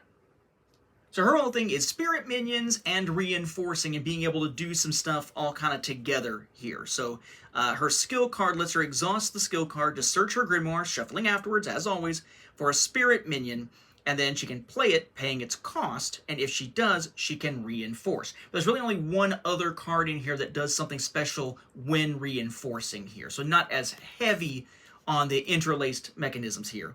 So we have 3 copies of Warrior Spirit. Since they're not as heavy, I'll just kind of flip through them. You can read them if you want to pause. The Wendigo, Skudakamuch, And then Nemerigard, that's the one that whenever you reinforce this minion, draw a card and gain an omen. So you could use that skill to just kind of move this dude around and get a card and an omen each time you do so, which is nice. There's a couple copies of it. And then Natia, the one that has just the one copy as a spell, or as sorcery here, excuse me. See, even I get tripped up sometimes with that. You can search your Grimoire, shuffling afterwards, and or your graveyard for up to 3 spirit minions, revealing them and putting them into your hands. You can constantly bring those spirit minions back if you've got this to be able to put out there. But then you'd have to be able to get this back out somehow to be able to use it again. Then the last of the Kickstarter exclusive packs that were tied to stretch goals was the character pack for Thenoch. And this was kind of an odd one, because it was not fully unlocked during the campaign. They had to do sort of a special thing after the campaign was over to unlock the rest of it, because, again, you can't have just a partial pack. That doesn't make any sense. These are not individual cards as promo cards.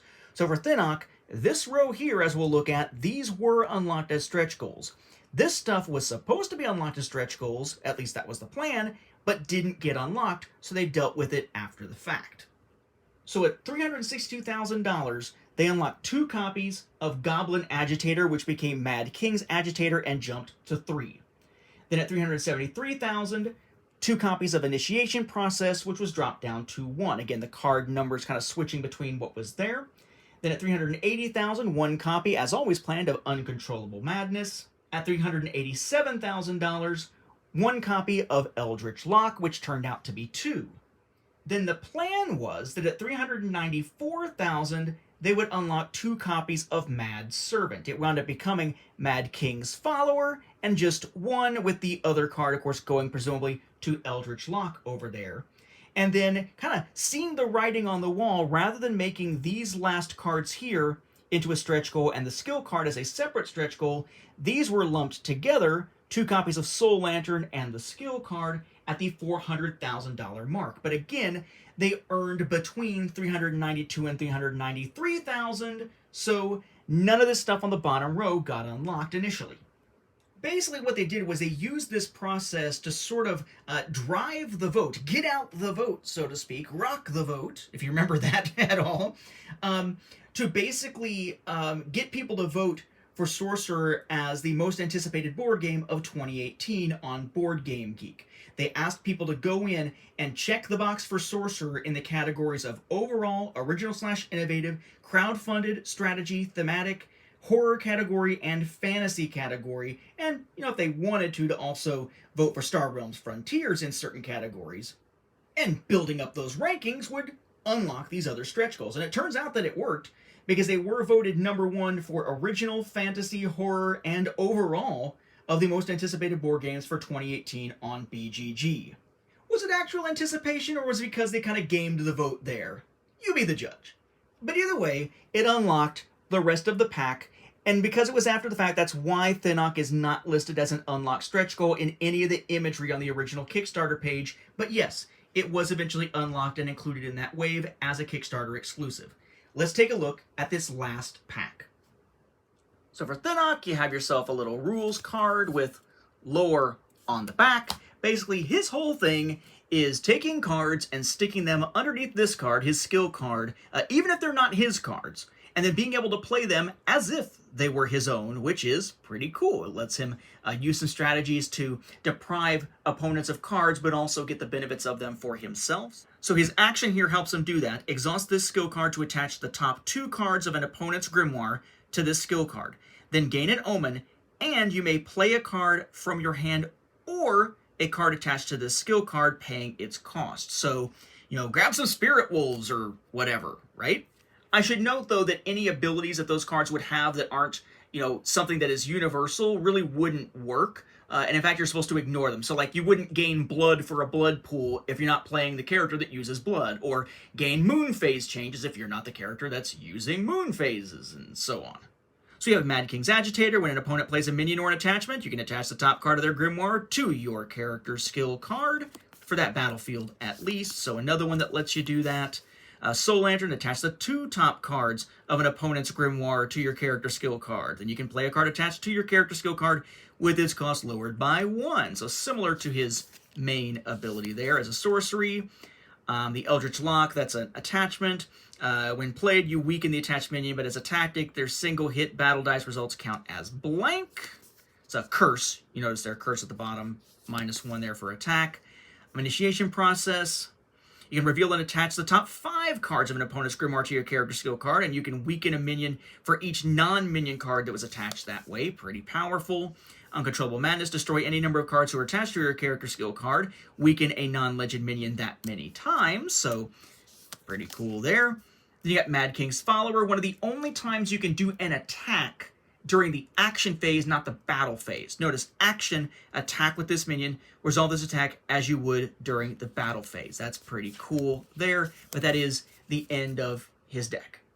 And yes, as one would expect, those packs do come with a different standees for their individual characters, whether we're talking retail, Kickstarter exclusive add-on, or stretch goal Kickstarter exclusives. Of course, you need an avatar for your sorcerer.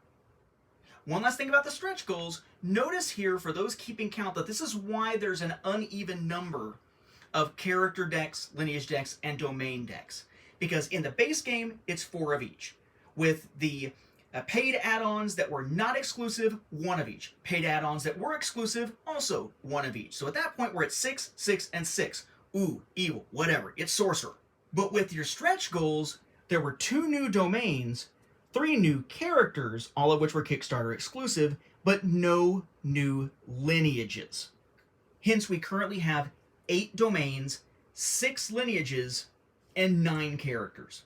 For what it's worth, that means that if you are creating your sorcerer, there are 432 different possible combinations of character, lineage, and domain that you could use for your sorcerer, and that's before the Endbringer content wave arrives soon. And of course, not counting the fact that at least one of your options is gone if the other player has already picked. Still though, that's pretty crazy. And it's all done with these 3 sets of components, so you can draft at the beginning and it's very easy to construct your decks. You're not doing it by individual cards at all like you would in a TCG or a CCG most of the time, or many LCGs, and yet it's an LCG style model to purchase things where you always know what's in the packs with no blind booster packs, and you got your stuff at the beginning of the game rather than building it throughout the game like a deck building game. It is an unusual game, but so good as an asymmetrical card battler. So there you have it, folks. Everything available except that 1 set of extra chunky dice that we'll see next time around when we look at the Endbringer wave content. Everything other than that for the first product wave of Sorcerer from White Wizard Games, now Wise Wizard Games, including the retail content and Kickstarter exclusive. Again, about 35% of that first wave of content, at least when we're talking about character, lineage, and domain decks, are Kickstarter exclusive. By the time we get the Endbringer content, we will find that it's more like almost 50% at 47%. But we'll talk about that more when we get to it. I do want to give some caveats here about things to expect when backing a game like this through Wise Wizard Games these days, but I don't want to hold up anyone who's not interested in those sorts of, caveat emptor type pieces of advice. So, if you've just been interested in Sorcerer and seeing all the bits and pieces, a little bit how it plays and how the different decks are different from each other, I hope you've enjoyed this look here at Sorcerer. I hope you get into Sorcerer, and maybe if you haven't been considering it because you, like me, tend to prefer to play solo and cooperatively these days, maybe check it out still, because again, starting with that next wave with Endbringer, we will have the ability to play both of those ways with this previously competitive-only game. Thanks for watching. And now, for those who are sticking around, a couple of quick caveats. First, Wise Wizard Games does tend to fund most of their new products through Kickstarter. If you're someone for whom crowdfunding is not something you're into, you're talking only secondary market for a lot of this stuff. They also do tend to have multiple Kickstarters unfulfilled, as they kind of have a rolling schedule. They will fund, and while that one is in different points of development on its way to fulfillment, they'll fund another one, and then they'll do another one, and so on. At the time of this recording, Sorcerer Endbringer is almost entering fulfillment. It's on boats at this point, but there are still 2 other Kickstarters I have from Wise Wizard Games, one for Hero Realms and one for Star Realms, neither of which has been fulfilled, both of which are late. Which brings me to the next caveat. Wise Wizard Games cannot meet a target date on Kickstarter to save their lives. And understand that I'm talking even compared to most Kickstarters. Kickstarters are always late. Wise Wizard Games Kickstarters are even more late than most. Again, Sorcerer Endbringer funded in July 2020. I will probably have it in my hands in March 2024. Know that if you back something from Wise Wizard Games, it will always deliver. It will always be high quality. It will also always be late, often substantially so. The third caveat, also dealing with Kickstarter, is that their communication is fantastic during the actual Kickstarter. They're answering questions, members of the team are there, Rob Doherty usually is the one who is there, and they even have other members of the team popping in from time to time. Once that Kickstarter is over, when we are in the updates phase, where it's funded but it hasn't delivered yet, and you were expecting updates that Kickstarter says should be at least monthly, understand that their communication will be terrible in that period. They will rarely appear in the comments to answer questions. When someone does, it's usually a staffer on the team. They come in, they answer a few questions, and they disappear again for a while.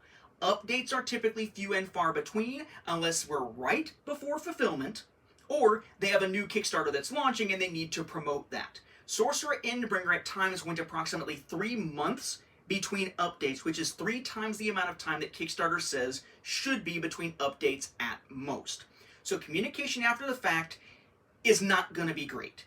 You just have to assume that will be the case with any Kickstarter for Wise Wizard Games. For years now, across multiple campaigns, we've been advising them things like, come on, just commit to a monthly update. Hey, you've done video updates before on Facebook, at least just post the videos to the updates or something. We've said stuff like, hey, if you know you're always going to miss your target date by huge amounts, just come up with a more realistic target date in the first place. They even tried to shift their approach to say, you know what, we're not even going to put something onto Kickstarter until it's way later in development than they used to be, so we're very close to being able to go to print. And that hasn't helped them actually meet their targets either. It's yet to be seen whether that actually makes it so that their gaps between their target date and when it actually delivers are shorter, but they haven't managed to actually hit those dates yet. So just know that there may be some frustration here, but they always do deliver, and it always is high quality products. That you can be assured of, and I'm speaking just as a backer of previous games of theirs like Star Realms, like Hero Realms. I've yet to be disappointed with the products. I'm always disappointed with the Kickstarter process. And that is not the case for all Kickstarters. Before someone says that, to date I've backed nearly 130 different Kickstarters, almost all of them board games at some point over the last half decade plus. Some companies are great at communication and hitting their target dates, or at least coming close to them. Others are not. This is one where they're not. You just have to accept that when backing it. You also need to accept the idea that for this game, more so than any other game in their product line, from what I can tell, I don't play all of them, but I play several of them, this is the game that has a ton of stuff that, as I've mentioned before, is Kickstarter exclusive. So understand that buying it retail, if you're not okay with getting stuff through Kickstarter or going to the secondary market, maybe this game's not for you because a lot of the content is gated off by Kickstarter exclusives. On the other hand, they are one of the few companies who regularly, as a common part of their practice, actually make the Kickstarter exclusive content for their other games always available again as add-ons on subsequent campaigns, even if it's for other games in their product library. So just speaking from experience here, just take those as things to keep in mind if you're going to back future games from the company, even if it's not Sorcerer. I have had a very frustrating experience. One of my most frustrating experiences out of 100 plus backed games with Sorcerer Endbringer on Kickstarter. Wise Wizard botched that campaign in many ways, but the product's going to deliver, it's going to be solid, and as someone who loves Sorcerer as a card battler, I'm extremely excited for it. The fact that my enthusiasm for the game and the upcoming content hasn't wavered, despite all the issues with how they run their Kickstarter campaigns, should say something about the quality and fun that can come out of Sorcerer. I felt like I really, after all this time, couldn't do a video showing you Sorcerer, preparing to show you that second wave of content as well when it finally arrives, without including those caveats. I feel like it would have been intellectually dishonest to talk about how great this game has been without also talking about how crappy the Kickstarter experience related to this game, at least for that second wave of content, has been. I picked up all this other stuff on the secondary market later, so it wasn't something where I had experience myself with that original Kickstarter wave. So take that for what it's worth. I felt like intellectual honesty demanded that I include it in the video, but I wanted to at least tack it here at the end so those who aren't interested in this kind of stuff wouldn't have to listen to me sort of babble on about that frustration whilst just looking at the game box. So if you follow me this far, I hope that information is useful to you if you plan to back stuff in the future for this product line or others from Wise Wizard. Again, I don't want to turn you off to it. Just know what you're getting into, know you're going to get a solid product, but just know that the Kickstarter process is probably going to be frustrating. It's just the way it is, and no amount of feedback has ever changed it. Again, as I said before, thanks for watching.